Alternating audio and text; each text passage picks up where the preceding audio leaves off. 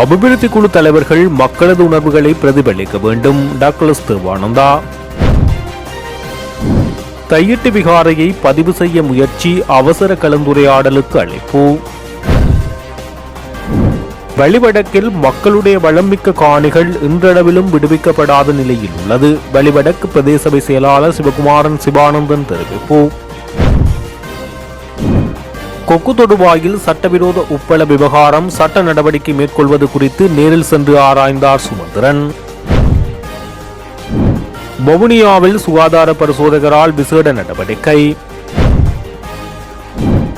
கனேமுள்ள சஞ்சீவவின் நெருங்கிய உதவியாளர் இந்தியாவில் கைது. நிலக்கரி மோசடி, அனுர் அரசுக்கு எதிராக சிஐடியில் முறைப்பாடு. நாட்டின் அனைத்து வைத்தியசாலைகளும் 24 மணி நேர சேவை. அரசை பாதுகாப்பதற்கு சட்டம் கொண்டு வருவது மீண்டும் தமிழர்களை ஒடுக்குவதற்கு. சக்திவேல். 4 மாவட்டங்களுக்கு மண் சரிவு அபாய எச்சரிக்கை. ஆசிரியர் வேலை வாய்ப்புக்காக காத்திருப்போருக்கு வெளியான முக்கிய அறிவிப்பு. தொடர்வது விரிவான செய்திகள். மாவட்ட மற்றும் பிரதேச ஒருங்கிணைப்பு குழு கூட்டங்கள் மக்களின் நலன்களையும் அவர்களது எண்ணங்களையும் பிரதிபலிப்பதாக இருக்க வேண்டும் என முன்னாள் அமைச்சரும் முன்னாள் ஒருங்கிணைப்பு குழு தலைவருமான டக்ளஸ் தேவானந்தா தெரிவித்துள்ளார். இந்த புதிய அரசாங்கத்தை பொறுத்த வகையில் அவர்கள் ஆட்சிக்கு வர முதல் பல மக்களுடைய பிரச்சனைகள் தொடர்பாக நல்ல பல விடயங்களை எல்லாம் கூறி வந்திருக்கின்றார்கள். ஆனால் துரதிர்ஷ்டவசமாக ஆட்சி ஏற்பட்டு இந்த 1.5 வருஷத்துக்கு மேலாக சென்று விட்டது. ஆனால் அந்த மக்களுடைய நலன்களை பேணக்கூடிய வகையில், மக்களுடைய பிரச்சனைகளை தீரக்கூடிய வகையில் அங்கு அணுகுமுறைகள் இருப்பதாக தெரியவில்லை. அது அந்த அபிவிருத்தி குழுக்களுக்கு தலைமை தாங்குகின்றவர்களுடைய ஆற்றல், அவருடைய அக்கறை, அவருடைய உணர்வுகள், மக்களுடைய உணர்வுகளை பிரதிபலிக்கின்ற அந்த எண்ணங்களோடு சம்பந்தப்பட்ட விடயமாக இருக்கின்றது. ஆனால் இப்போ பல ஒருங்கிணைப்பு குழு கூட்டங்கள் மாவட்டத்திலும் சரி பிரதேசத்திலும் சரி நடந்து வந்திருக்கின்றது. ஆனால் இன்று அந்த சமூக வலைத்தளங்களில் அரசு அதிகாரிகள் உள்ளடங்கலாக பொதுமக்களுடைய பிரதிநிதிகள் அல்ல பொதுமக்கள் தங்களுடைய நியாயமான பிரச்சனைகளை கடந்த காலத்தில் தாங்கள் முன்வைத்தது தீர்த்து கொண்டது போல தற்போதைய காலத்தில் அது செய்ய முடியவில்லை என்று ஒரு அங்காளாய்ப்பு ஒன்று ஏற்பட்டிருக்கிறதாக சமூக வலைத்தளங்களிலும் நேரில் வந்து என்னை சந்திக்கின்றவர்கள் தொலைபேசி கூடாகவும் அதை தெரியப்படுத்தி கொண்டிருக்கின்றார்கள். இது ஒரு துரதிர்ஷ்டவசமானது. இது தொடர்பாக அனுர ஜனாதிபதி அவர்களுக்கு நான் ஒரு கடிதம் எழுத இருக்கின்றேன். தையிட்டு நிலங்கள் அளவிடப்பட்டு விடுவிப்பதாக அமைச்சர் சந்திரசேகர் கூறிய நிலையில் விகாரையை பதிவு செய்யும் முயற்சிகள் இடம்பெறுவதாக காணி உரிமையாளர்கள் தெரிவித்துள்ளனர். கடந்த சனிக்கிழமை தையிட்டுக்கு விஜயம் செய்திருந்த அமைச்சர் சந்திரசேகர் ஆக்கிரமிக்கப்பட்டுள்ள நிலங்களை முறையாக அளவீடு செய்து உரியவர்களிடம் ஒப்படைக்க நடவடிக்கை எடுக்கப்படும் என உறுதியளித்திருந்தார். இருப்பினும் நிலங்கள் விடுவிக்கப்படும் என்று கூறப்பட்டாலும் சர்ச்சைக்குரிய விகாரை மற்றும் அது அமைந்துள்ள காணி குறித்து எந்தவொரு தெளிவான முடிவும் அறிவிக்கப்படவில்லை என கூறப்படுவது மறுபுறம் அந்த சட்டவிரோத விகாரையை அரசு திணைக்களங்களில் முறைப்படி பதிவு செய்வதற்கான இரகசிய முயற்சிகள் முன்னெடுக்கப்பட்டு வருவதாக குற்றச்சாட்டுகள் எழுந்துள்ளது. இந்த நிலையில் அரசின் இந்த இரட்டை வேடத்தை புரிந்து கொள்வதற்கும் ஆக்கிரமிக்கப்பட்டுள்ள தமிழர் நிலங்களை முழுமையாக மீட்டெடுப்பதற்கான அடுத்த கட்ட நகர்வுகள் குறித்து ஆராயவும் விசேட கலந்துரையாடல் ஒன்று ஏற்பாடு செய்யப்பட்டுள்ளதாகவும் குறித்த கலந்துரையாடல் யாழ் மத்திய கல்லூரிக்கு அருகாமையில் உள்ள தந்தை செல்வா அரங்கத்தில் எதிர்வரும் 15ஆம் தேதி புதன்கிழமை மாலை 3 மணி முதல் 5 மணி வரை இடம்பெறவுள்ளதாக தெரிவிக்கப்பட்டுள்ளது. இதன்படி இந்த கலந்துரையாடலில் கலந்து கொண்டு நிலமீட்பு போராட்டத்துக்கு வலு சேர்க்குமாறு தையிட்டி ஆக்கிரமிப்பு விகாரையினால் நிலமிழந்த தமிழர்கள் சார்பாக பொதுமக்களுக்கு அழைப்பு விடுக்கப்பட்டுள்ளது. வளமிக்க வலிகாமம் வடக்கு நிலங்கள் உடனடியாக விடுவிக்கப்பட வேண்டும் என வலி வடக்கு பிரதேச சபையினுடைய செயலாளர் தெரிவித்துள்ளார். வளம் மிகுந்த வலிவடக்கு பிரதேசத்தின் மிகவும் செழிப்பான விவசாய மையமாக கொண்ட கிராமமான குறும்பசிட்டி கிராமம் விளங்கியதுடன் யுத்த காலத்தில் மிகவும் அழிவுக்குள்ளான பிரதேசமாக காணப்பட்டது. தற்போது மக்களுடைய மீள்குடியேற்றம் நடைபெற்றிருந்தாலும் அங்குள்ள பல்வேறு வளமிக்க பிரதேசங்கள் இன்னும் விடுவிக்கப்படாத நிலையில் காணப்படுகிறது. இந்த நிலையில் அங்கு வாழுகின்ற மக்கள் மிகவும் நலிவடைந்த பொருளாதார நிலையில் வாழ்ந்து வருகிறார்கள். எங்களுடைய பிரதேச மக்களை பொறுத்தவரை அவர்களை யுத்தத்தின் பின்னரான காலப்பகுதியில் தங்களுடைய வழக்கம் வாழ்க்கையை கட்டமைத்து வந்த போதும் நாட்டில் சர்வதேசத்தில் நிலவிய பாதகமான சூழல்கள் அவர்களுடைய பொருளாதார முன்னேற்றத்துக்கு பெரும் தடையாக அமைந்தது. கொரோனா காலப்பகுதி, அதன் பின்னர் பொருளாதார நெருக்கடி, தற்போது மத்திய கிழக்கு யுத்த சூழ்நிலையால் ஏற்பட்ட எரிபொருள் நெருக்கடி, இதன் விளைவால் எழுந்த பணவீக்கம் காரணமாக மக்களுடைய அன்றாட வாழ்வாதாரம் மிகவும் பாதிப்புக்குள்ளாகியுள்ளது. இவற்றை விட எங்களுடைய பிரதேசங்களில் அதிகரித்துள்ள போதைப்பொருள் பாவனை சமூக பிறழ்வுகளை உருவாக்கியுள்ளது. இதனால் மக்கள் கஷ்டங்களை அனுபவித்து வருகின்றனர். இத்தகைய நிலையில் கஷ்டங்கள் மத்தியில் வாழுகின்ற இப்பிரதேச மக்களுக்கு தேவையான பொருளாதார உதவிகளை தங்களால் இயன்றளவு இந்த குடும்பசிட்டி முதியோர் நலிந்தோர் நலன் பேணும் அமைப்பு மேற்கொண்டு வருகிறது. இதனை விட இப்பிரதேச பழம்பெரும் சொத்துக்களுக்கும் எதிர்காலத்துக்கு வழிகாட்டியானதுமான முதியவர்களையும் அவர்களுடைய பொருளாதார தேவைகளையும் இந்த அமைப்பு கவனித்து வருகிறது. இது மிகவும் பாராட்டுக்குரியது. எங்களுடைய தனிப்பட்ட வாழ்வில் நாங்கள் காட்டுகின்ற அக்கறை போல் எங்கள் சமுதாயத்தின் முன்னேற்றத்திலும் அக்கறை கொண்ட மக்களாக நாங்கள் மாற வேண்டும் என தெரிவித்துள்ளார்.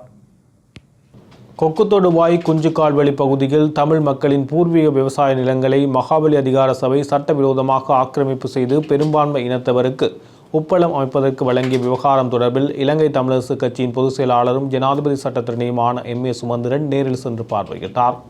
அந்த வகையில் பன்னி மாவட்ட பாராளுமன்ற உறுப்பினர் துரைராசா ரவிகரன் மற்றும் காணிகளுக்குரிய கொக்குத்தொடுவாய் பகுதியைச் சேர்ந்த மக்கள் ஆகியோருடன் கலந்துரையாடி குறித்த சட்டவிரோத உப்பள விவகாரம் தொடர்பில் சுமந்திரன் கேட்டறிந்து கொண்டார். அதனைத் தொடர்ந்து பாராளுமன்ற உறுப்பினர் ரவிகரன் மற்றும் பொதுமக்கள் ஆகியோரின் கோரிக்கைகளுக்கு அமைவாக பிணக்குக்குரிய குறித்த பகுதியை MA சுமந்திரன் நேரடியாக சென்று பார்வையிட்டதுடன் குறித்த சட்டவிரோத செயற்பாட்டுக்கு எதிராக சட்ட நடவடிக்கை மேற்கொள்வது தொடர்பிலும் கலந்துரையாடியமை குறிப்பிடத்தக்கது. புத்தாண்டை முன்னிட்டு வவுனியா நகரம் முழுவதும் சுகாதார நிலையை உறுதிப்படுத்தும் நோக்கில் விசேட சோதனை நடவடிக்கைகள் முன்னெடுக்கப்பட்டுள்ளது. சிரேஷ்ட சுகாதார பரிசோதகர் மேஜா தலைமையிலான குழுவினர் நகரின் முக்கிய வர்த்தக நிலையங்கள், உணவகங்கள் மற்றும் பொது இடங்களில் திடீர் சோதனைகளை மேற்கொண்டனர். இந்த சோதனை நடவடிக்கையின் போது உணவு பாதுகாப்பு, சுத்தம், காலாவதியான பொருட்கள் மற்றும் சுகாதார விதிமுறைகள் பின்பற்றப்படுகின்றனவா என்பது குறித்து தீவிரமாக ஆய்வு செய்யப்பட்டது. இதேவேளை சுகாதார விதிமுறைகளை மீறிய சில வணிகர்களுக்கு எச்சரிக்கை வழங்கப்பட்டதுடன் தேவையான இடங்களில் சட்ட நடவடிக்கை மேற்கொள்ளப்பட்டுள்ளதாக அதிகாரிகள் தெரிவித்தனர். மேலும் பொதுமக்களின் ஆரோக்கியத்தை பாதுகாப்பதற்காக இத்தகைய சோதனைகள் தொடர்ச்சியாக முன்னெடுக்கப்படும் என்றும் சுகாதார பிரிவு தெரிவித்துள்ளதுடன் பொதுமக்கள் விழிப்புணர்வுடன் இருக்குமாறும் தெரிவித்தனர். சுட்டுக் கொல்லப்பட்ட பாதாள உலக குழு உறுப்பினரான கனேமுல்ல சஞ்சீவவின் நெருங்கிய உதவியாளர் ஒருவர் இந்தியாவில் கைது செய்யப்பட்டுள்ளதாக தகவல்கள் வெளியாகியுள்ளன. ஹம்பகா பகுதியைச் சேர்ந்த உடுகம்பொல அலையா என அழைக்கப்படும் நபரே இவ்வாறு இந்திய பாதுகாப்பு பிரிவினால் கைது செய்யப்பட்டுள்ளதாக தெரிவிக்கப்பட்டுள்ளது. கைது செய்யப்பட்ட குறித்த நபர் ஒரு போதைப்பொருள் கடத்தல்காரர் என குறிப்பிடப்படுகிறது. இந்த நிலையில் இந்திய பாதுகாப்பு பிரிவினர் இந்த கைது நடவடிக்கையை தற்போது உறுதிப்படுத்தியுள்ளதாக சுட்டிக்காட்டப்பட்டுள்ளது. சந்தேக நபர் தொடர்பான விவரங்களை எதிர்வரும் நாட்களில் இலங்கை காவல்துறையினருக்கு அறிவித்து அவரை மீண்டும் நாட்டுக்கு அழைத்து வருவதற்கான நடவடிக்கைகள் எடுக்கப்பட உள்ளதாக தெரிவிக்கப்பட்டுள்ளது. இலங்கையின் பாதாள உலக குழு தலைவரும் போதைப்பொருள் கடத்தல்காரனுமான கனேமுல்ல சஞ்சீவ கடந்த வருடம் பிப்ரவரி 19ஆம் தேதி கொழும்பு புதுக்கடை நீதிமன்ற வளாகத்தில் வைத்து சுட்டுக் கொல்லப்பட்டமை குறிப்பிடத்தக்கது. நிலக்கரிக்கான விலைமனு கூறலில் இடம்பெற்றதாக கூறப்படும் முறைகேடுகள் குறித்து விசாரணை நடத்துமாறு கோரி குற்றப்புலனாய்வு திணைக்களத்தில் முறைப்பாடு ஒன்று பதிவு செய்யப்பட்டுள்ளதாக தகவல்கள் வெளியாகியுள்ளன.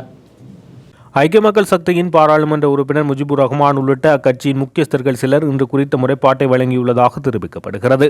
குறித்த விலைமனுவை ஜனாதிபதிக்கு நெருக்கமான ஒருவருக்கு வழங்குவதற்கான நடவடிக்கைகள் எடுக்கப்பட்ட விதம் தொடர்பான குரல் பதிவு ஒன்று வெளியாகியுள்ளதாக தெரிவித்து இந்த முறைப்பாட்டை அவர்கள் சமர்ப்பித்துள்ளனர்.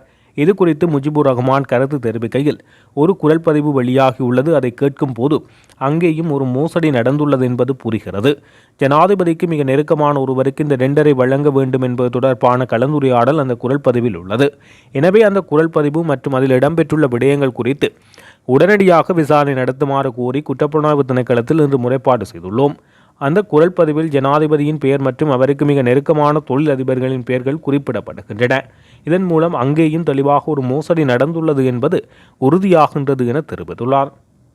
நாட்டில் உள்ள அனைத்து வைத்தியசாலைகளும் 24 மணி நேரமும் தமது சேவைகளை வழங்குவதற்கு நடவடிக்கை எடுத்துள்ளதாக அரசு வைத்திய அதிகாரிகள் சங்கத்தின் உதவி செயலாளர் வைத்திய சமல் விஜயசிங்க தெரிவித்துள்ளார். ஊடகவியலாளர் சந்திப்பொன்றில் கலந்து கொண்டு கருத்து தெரிவிக்கும் போது அவர் இவ்வாறு குறிப்பிட்டார். புத்தாண்டு காலத்தில் பொதுமக்கள் பட்டாசு மற்றும் வானவேடிக்கை தொடர்பான நடவடிக்கைகளில் ஈடுபடும் போது மிகுந்த அவதானத்துடன் செயற்படுமாறும், குறிப்பாக சிறுவர்கள் குறித்து விழிப்புடன் இருக்க வேண்டும் என குறிப்பிட்டுள்ளார். அதிக வேகத்தில் வாகனங்களை செலுத்த வேண்டாம் எனவும் மது போதையில் எக்காரணம் கொண்டு வாகனம் ஓட்ட வேண்டாம் எனவும் அவர் அறிவுறுத்தினார். அதிக சோர்வு மற்றும் தூக்கமின்மை விபத்துக்களுக்கு காரணமாக அமைவதால் இது குறித்து அவதானமாக இருக்க வேண்டும். தூய்மையான உணவுகளை மாத்திரம் உட்கொள்ள வேண்டும். முடிந்தவரை கொதித்தாறிய நீரை பருகுங்கள். நீரிழிவு, இதய நோய் மற்றும் சிறுநீரக நோய்களுக்கான நீண்ட காலமாக சிகிச்சை பெற்று வருபவர்கள் திருவிழா காலத்தில் உணவு பழக்க வழக்கங்கள் மாறினாலும் மருந்துகளை உட்கொள்ள மறக்க வேண்டாம் என வலியுறுத்தியுள்ளார்.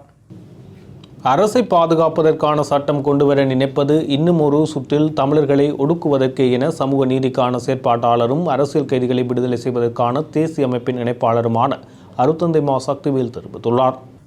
வெடுக்குநாரி மலையில் உள்ள மத அடையாளங்கள் அனைத்தும் பௌத்த மதத்துக்குரியவை. அதனை பாதுகாக்க வர்த்தமானி அறிவித்தல் வரும் என புத்த சாசன அமைச்சர் கூறியுள்ளமை சிங்கள பௌத்தர்களுக்கு புதுவேட பரிசா என கேட்பதோடு இது ஜனாதிபதி அனுகுமார் திசாநாயக்க தலைமையிலான தேசிய மக்கள் சக்தி அரசாங்கம் முகம் கொடுக்கும் அரசியல் தோல்வியை மறைத்து தமிழர்களின் கோபத்தில் அரசியல் செய்ய நினைக்கும் நெறித்தனமாகும் எனவும் இதனை வடக்கு கிழக்கு தமிழதாயக அரசியல் கோட்பாடின்றி வன்மையாக கண்டிக்கின்றோம் என தெரிவித்துள்ளார். கடந்த கால அரசாங்கங்கள் தங்களின் பிழையான பொருளாதார மற்றும் அபிவிருத்தி கொள்கையாலும் ஊழல் கொள்ளை காரணமாகவும் நாடு பாதாளத்தில் விழுந்த போதெல்லாம் ஆட்சியாளர்கள் தங்களை பாதுகாத்து கொள்ள இனவாதத்தை கையில் எடுத்தனர். அதனை பாதுகாத்து கொள்ள சிங்கள பௌத்தத்தை முன்னிலைப்படுத்தியே மக்களை மயக்கி நாட்டை அழிவு பாதைக்கு இட்டுச் சென்றனர். இதுவே வரலாறு. அதே பாதையில் தற்போது தேசிய மக்கள் சக்தியும் பயணிக்க முனைவது ஆச்சரியமான விடயமல்ல. இவர்களுக்கு வாக்களித்து ஏமாந்த தமிழர்கள் உணர்கின்ற காலம் இது. மாற்றத்தை மகுடமாக்கி ஆட்சியை தமதாக்கிய தற்போதைய அரசாங்கம் மக்களுக்கு கொடுத்த வாக்குறுதிகளை நிறைவேற்ற முடியாத நிலையில் நிலக்கரி ஊழல் காரணமாக மக்கள் முன் மூக்குடைப்பட்டு நிற்கையில் புத்த சாசன அமைச்சர் சிங்கள பௌத்தத்தை சூட்சுமமாக பாவித்து தமிழர்களை போராட்டத்துக்குள் தள்ளி தெற்கினை வடக்குக்கு எதிராக கிளந்தல செய்யவிட்டு இன சமய முறுகல்களில் அரசியல் பாதுகாப்பு தேடுவது நாகரிகமற்ற அரசியல் என தெரிவித்துள்ளார். நாட்டின் 4 மாவட்டங்களுக்கு தேசிய கட்டிட ஆராய்ச்சி நிறுவனம் முதலாம் கட்ட மண்சரிவு எச்சரிக்கையை விடுத்துள்ளது. இந்த எச்சரிக்கை அறிவித்தல் இன்று பிற்பகல் 4 மணி முதல் நாளை பிற்பகல் 4 மணி வரை நடைமுறையில் இருக்கும் என அறிவிக்கப்பட்டுள்ளது.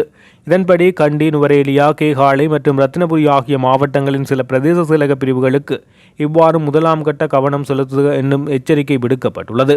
இதேவேளை நாடு முழுவதும் நிலவும் உயர் வெப்பநிலை குறித்து வளிமண்டலவியல் திணைக்களம் எச்சரிக்கை விடுத்துள்ளது. சூரியனின் தோற்ற வடதிசை நோக்கிய சார்பு இயக்கத்தின் காரணமாக இவருடம் ஏப்ரல் மாதம் 5ஆம் திகதியிலிருந்து 15ஆம் திகதி வரை இலங்கையின் அகலாங்குகளுக்கு நேராக உச்சம் கொடுக்க உள்ளது. நாட்டின் ஏனைய பகுதிகளில் பிரதானமாக வறட்சியான வானிலை நிலவும் என எதிர்பார்க்கப்படுகிறது. மத்திய சப்ரோமுக மற்றும் ஊவா மாகாணங்களிலும் காலி, மாத்தறை மற்றும் களுத்துறை மாவட்டங்களின் சில இடங்களில் அதிகாலை வேளையில் பனிமூட்டமான நிலை காணப்படலாம் என எதிர்பார்க்கப்படுகிறது. தேசிய கல்விய கல்லூரிகளுக்கான புதிய ஆசிரிய மாணவர்களை உள்ளிருப்பதற்கான நேர்முக தேர்வுகள் எதிர்வரும் ஏப்ரல் 21ஆம் தேதி முதல் மே 8ஆம் தேதி வரை நடைபெறவுள்ளன. இந்த நேர்முக தேர்வுகள் அந்த கல்விய கல்லூரிகளில் நடைபெற உள்ளதாக கல்வி அமைச்சு வெளியிட்டுள்ள அறிக்கையில் தெரிவிக்கப்பட்டுள்ளது. 2023 மற்றும் 2024ஆம் ஆண்டுகளில் காப்புதவியதர பரீட்சையின் பெறுபவர்களின் அடிப்படையில் தேசிய கல்வியற் கல்லூரிகளுக்கு ஆசிரியர் பயிற்சிக்காக மாணவர்கள் உள்வாங்கப்பட்டுள்ளனர். நேர்முக தேர்வுகளுக்காக தெரிவு செய்யப்பட்டுள்ள விண்ணப்பதாரர்களின் பெயர் பட்டியல் கல்வி, உயர்கல்வி மற்றும் தொழிற்கல்வி அமைச்சின் உத்தியோகபூர்வ இணையதளத்தில் வெளியிடப்பட்டுள்ளது. இத்துடன் ஜெஃப்னா கேலரியின் இரவு நேர பிரதான செய்திகள் நிறைவு பெறுகிறது. மேலும் செய்திகளை அறிந்து கொள்ள நமது இணையதள பக்கமான www.jeffnagallery.lk என்ற இணையதளத்துடன் இணைந்திருங்கள்.